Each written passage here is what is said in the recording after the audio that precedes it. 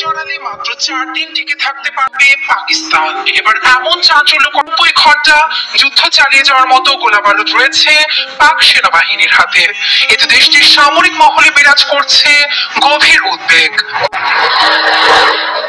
সম্প্রতি ইউক্রেনে 155 millimetre artillery shell পাঠিয়েছে পাকিস্তান।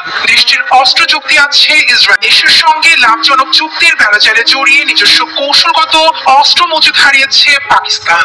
আশঙ্কাজনকভাবে কমেছে শক্তিশালী M10 উইন্ডসার 21 রকেট সিস্টেমের মজুদও। প্রতিবেদন বলছে, পাকিস্তানের গোলাবারুদ উৎপাদনকারী প্রতিষ্ঠান পাকিস্তান অর্ডন্যান্স ফ্যাক্টরি POF ক্ষমতার কারণে চাহিদা মোতাবেক অস্ত্র উৎপাদন করতে পারছে না। ফলে দেশের অভ্যন্তরীণ অস্ত্রের চাহিদা মেটাতে হিমশিম খাচ্ছে সেনাবাহিনী। এর মধ্যেই মরার উপর খাড়ার ঘা হয়ে দেখা দিয়েছে অন্য দেশে অস্ত্র বিক্রির মতো হঠকারী সিদ্ধান্ত। ENI এর প্রতিবেদনে পাকিস্তানের জ্যেষ্ঠ প্রতিরক্ষা বিশ্লেষকের দাবি, স্বল্পমেয়াদী অর্থনৈতিক দীর্ঘমেয়াদী কৌশলগত ক্ষত তৈরি করেছে দেশটির জন্য।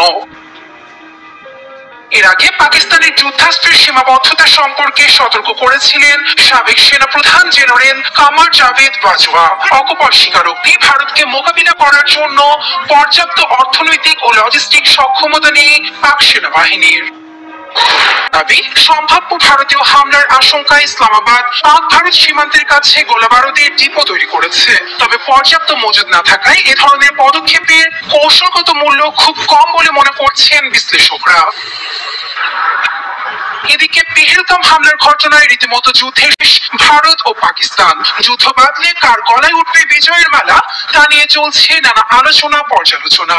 এ বিষয়ে মালয়েশিয়া ভিত্তিক ডিফেন্স সিকিউরিটি এশিয়ার সাম্প্রতিক প্রতিবেদন বলছে, 107 বর্তমান সামরিক বাজেট প্রায় 79 বিলিয়ন মার্কিন ডলার।